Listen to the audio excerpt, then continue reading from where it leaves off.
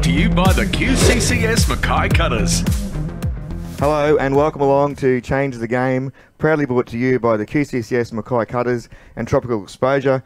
It is our vodcast designed to create communication between the cutters and the general community and all of our sponsors.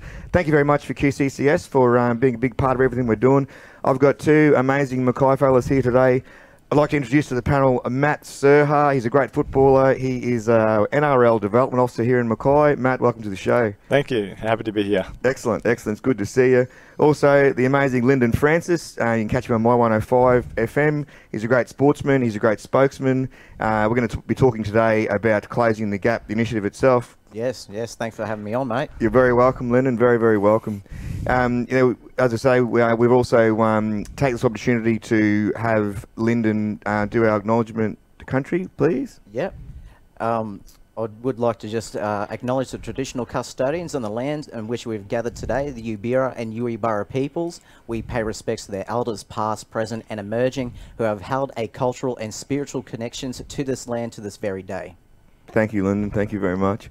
Now, we spoke about last week, the reason we are having Changed the Game and the reason that we are, pushing our Change the Game campaign and platform is it's the awareness of mental health and the awareness of a general community and greater communities' acknowledgement of mental health.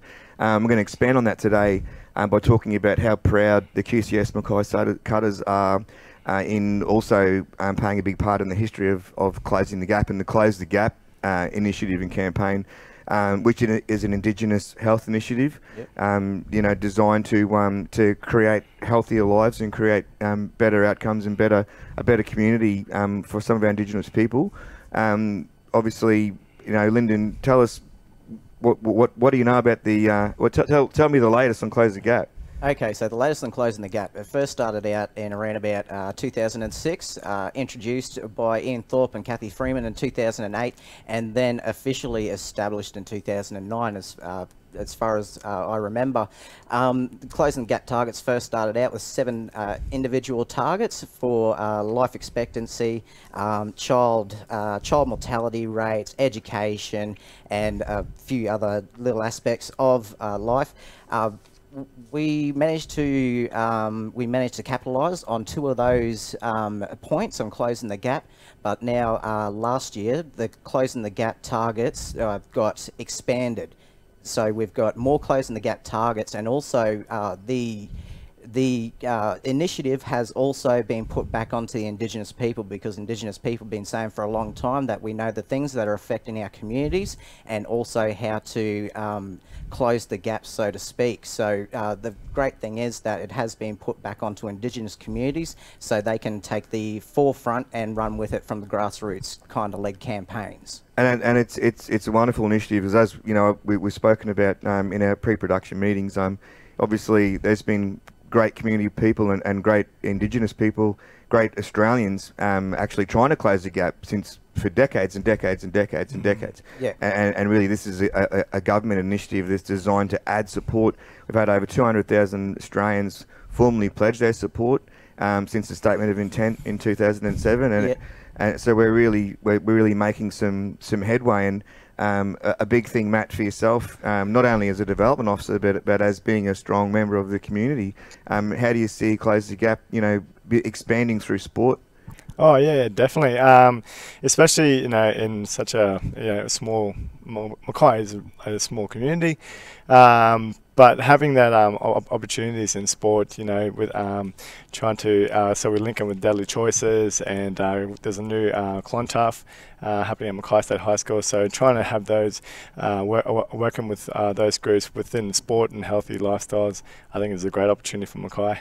It is, and obviously the campaign itself is its primary direction is based upon communities that are not as well set up as ours and not as big as ours, and people that are struggling with things that some of us couldn't even begin to think about as far as that, and so it's designed to help. Definitely, yeah. When we're talking about Closing the Gap, Closing the Gap is totally different to what you would see here in Mackay, because the situation out west and remote and regional communities is it is just totally different. It is on another level. It's on another scale. And one of the things that was a contributor to this disadvantage was the Aboriginal Protection Act. Like, the Aboriginal Protection Act came in over 100 years ago, and the lives of Aboriginal people in Queensland were strictly controlled by these protection acts. And under these acts, Aboriginal people were forcibly removed from their lands to live on missions or government settlements, usually thousands of miles away from their traditional lands. Families were broken up, children were taken away from their parents, and people were forbidden to speak their own language or even practice their traditional customs. And underneath the acts, the government sought to protect Aboriginal people from the vices of European society, but it also just pretty much they became controlled on every aspect of their lives. Where you moved, whether you got wages, whether you could marry, and even whether your children could, be a part of your life as well. So it's been, this act has been detrimental to the Indigenous community, and that's why we are trying to, as we say, close the gap. Yeah, that's right. That's right, and an awareness that we now have some positive governance and positive administration in place to make everybody aware of things that didn't work and things that were put in place that obviously was seen from a very rudimentary point of view, where it obviously wasn't going to work for our traditional elders and owners and the longest occupants of this country. So we've got something in place, and we are seeing some benefits. I mean, obviously, I did a fair bit of research last week myself, and looking at what the original outcomes were hoped to be, and now we've got 16 things, which seems pretty mad to, but obviously the intention is there. And the first core closing the gap targets, the first 7 targets, that pretty much is the core premise of closing the gap. But with these extra targets, it does seem like it's a little bit more harder to ascertain or anything like that, because we've only delivered on 2 of those first initial 7 targets. So we've got a long way to go. And the initial they're important ones, though. They are important ones. Like child mortality, and early enrolment for education, and small steps, but big things. So you're very right. So in 12 years, it does seem it's a little bit disheartening, but with the first initial closing the gap targets, it's been 12 years. We've only been able to achieve 2 of those targets. And I've got a little bit of a passage from Prime Minister Kevin Rudd when he did his apology to the Indigenous peoples back in the 13th of February 2008. And what he said is, our challenge for the future is to embrace a new partnership between Indigenous and non-Indigenous Australians. The core of this partnership is for the future is closing the gap between Indigenous and non-Indigenous Australians on life expectancy, educational achievement, employment opportunities. This new partnership on closing the gap will set concrete targets for the future within a decade to halve the widening gap in literacy, numeracy and employment outcomes and opportunities for Indigenous children, within a decade to halve the appalling gap in infant mortality rates between Indigenous and non-Indigenous children, and within a generation to close the equality appalling 17-year life gap expectancy between Indigenous and non-Indigenous when it comes to overall life expectancy. So it's very all-encompassing as well, and it is a lot of problems that a lot of Indigenous communities are facing. That's right, and that's a very, very clever statement for you to recall where how that was laid down, because if you look at life expectancy gap is a huge one of the primary drivers, and that's going to take a very long time for us to try and draw that closer together, because we've got this is going to take a long time. There's so many factors that we have to try manage as well, so we can get to that goal. Like I muck around and say to my partner, I'm 35, and I say, I'm going through my midlife crisis right now, just to try put a little bit of a light spin on stuff. I think I'm on my 3rd one. But you're right, and it goes behind in the flash of an eye, and again, and Matt, straight to you, as an umbrella term, you can go through the first few points, and then we look at the 16. What we're trying to do is improve life outcomes. Yeah, for sure. And and linking in with with especially with the rugby league community here, we have a great rugby league community in Mackay, and trying to get as much of those, especially those young kids, back into a healthy lifestyle, playing a bit of footy, and just really trying to get in there. That's right, and it's a fundamental building block to a healthier life. Playing sport, you play hard sport, exercise more. You need better tucker. Meet people through that are also involved and have positive initiatives within clubs and within communities. Yeah, definitely. With sports, like you said, you get into a community of people, like-minded people who's out there for health and their own ambitions. Also gives you extra determination within like workplace settings and stuff like that. And a main driver as well is, and it comes with closing the gap, is it's great for your mental state of mind as well. Absolutely, and back to mental health and acknowledgement and awareness of mental health, such as Change the Game, and you're in a better headspace, and I find it it gives us a situation where we get a lot of self-worth too, because you realise I can contribute by being a great player, I contribute by being a good friend, I contribute by being in this community, and end up maybe coaching younger grades and younger people as you come through. And Yeah, and also you get the chance to meet other communities as well. So they come to your community, you'll go to their community, and you find out the situations that are happening there and hearing it, from the people. That's right. For sure. Yeah. And we're gone are the days of when I grew up here playing sport, we sort of knew everybody because it really was quite a smaller place, and I know through schools, and we go through and I see people and ex teammates and stuff when we come to the Cutters on a Saturday night, whether you played tennis, football, rugby league, baseball, swum, played pioneer, water polo, you name it. These days, and this is why we need things like Close the Gap. The community involvement isn't as strong anymore because it's difficult to know everybody. We're simply a bigger place. Yeah, and it's different times as well. Massive. We're all caught up in our own lives. We're caught up in the digital world, and we need to have that time to sit there and have conversations with people, so we can it's all right reading a post or anything like that, but you don't get that heartfelt feeling of someone expressing something to you. Yeah. And let's talk about how we can help raise awareness. Like how can we actually make people more aware, or how can we help to really close the gap? Well, this is something, before I come onto this podcast, I was like, hey, wait a minute, this isn't a conversation that I have every day with even my family. It's not like we sit around the dinner table and say, hey, what do you think about closing the gap, and do you think we're meeting these initiatives or anything like that? So I had to go out and talk to respected people within the community who are, they are the new leaders of creating this change. So yeah, it is. We need to be driving more of a conversation so we can open up people's eyes to what is actually happening, because we're kind of in our own little worlds and our own little bubbles, and if we're not getting fed the information, I feel if we're not growing our knowledge, we're not growing as people. We don't grow our empathy levels or anything like that. So yeah, the conversation it needs to be out there and on the forefront, and not in a so clever way to say this, like my Auntie Maud said, don't be backwards and coming forwards kind of thing.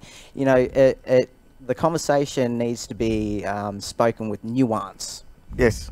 Yeah. Yes. Yes. I understand. I completely understand. And this is the whole idea of our situation here, where we can sit down quite frankly and talk about what we may see as being the positive, but also see some of the negatives that are hard to address within the community. Sure. And we are in a situation, like I say, we're absolutely blessed to be born in Mackay.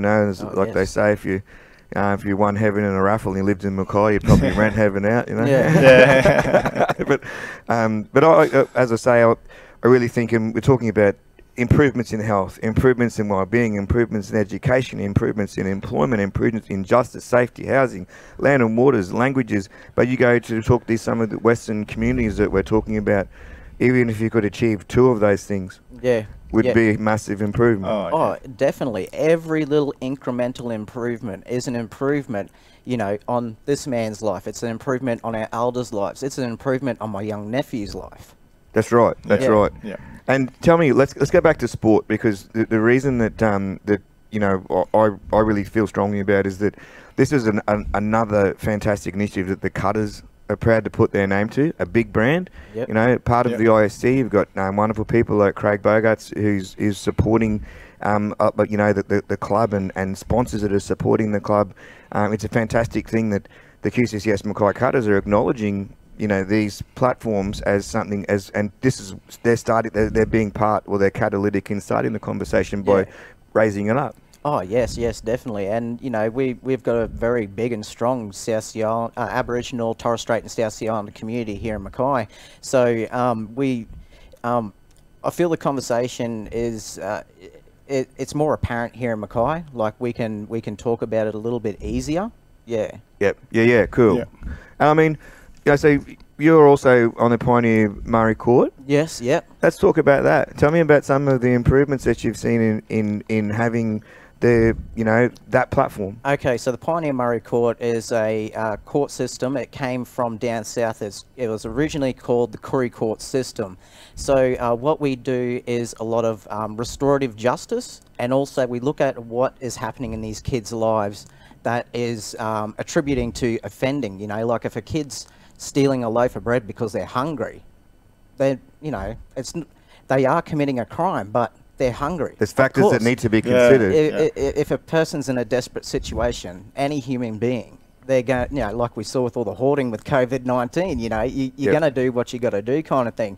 So we look into what's happening in those kids' lives, whether mum and dad's on drugs, or there's violence within the home, violence being perpetrated upon them.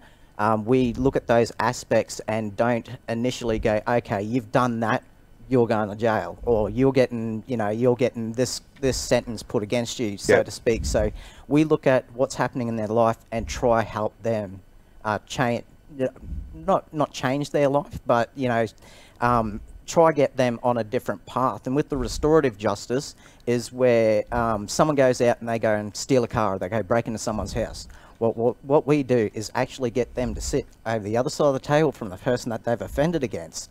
And we do it the old school way. Yeah, a chance to have an interception with a chance to have an interception with where it's not going to be negative because you automatically and this sounds a little bit of it's not really categorical, but a situation where bad goes to worse and then worse goes to bad, because there's not that helping hand along the way that can possibly use traditional communication methods and a more respectful and understandable way of communicating with the youth and this is a situation with some of our Western communities, kids as young as 10, 11 years old, caught up with kids 6 years their age difference because the community is that small. Next thing you know, things are going crook, Yeah. So, that's the great thing about the restorative justice, because even the person they perpetrate against, they get to see where they've come from. And also, like if I did wrong by you, it's a big thing to be able to sit there and stare another man in the eye, absolutely, and ask for their forgiveness. It also creates a personal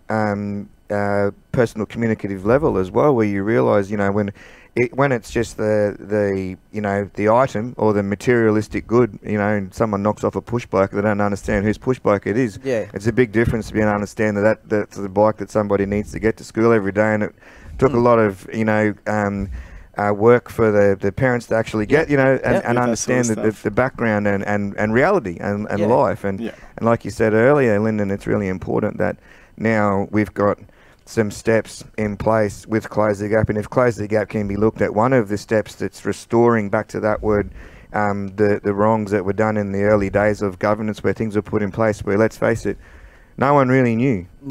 Or understood. Where we were going, and these are ways for us to understand, but ways to get better outcomes. And I suppose what we need to do is learn how we can support these mechanisms. We've talked about raising awareness, but the biggest thing is finding out how we can support. And I think one of the biggest things you can do is probably come and support the Cutters, because we're right behind everything. But let's get back to rugby league. Tell me, Matt, how are there plans in place to do more tours of the West and do more tours of how do we scout these days? What are So we do have those game development officers up in our far north Queensland region. There's two boys up in Cairns that cover that Cape York region, and I was lucky and fortunate enough to head up there 2 years ago, and we do a Cape York Blitz. Nice. Yeah. So it's the best blitz you'll ever do. Yeah. So there's about I think it's about five different car loads of us that go up. We attack the different regions of the Cape. I was lucky enough to go up to Weipa and go up to Nice. went out to Arakoon and Lockhart River. It is a different side of It's a our totally different our world, country. isn't it? Yeah, it really is, and it really opens your eyes on us living here in Mackay compared to them up there. Yeah.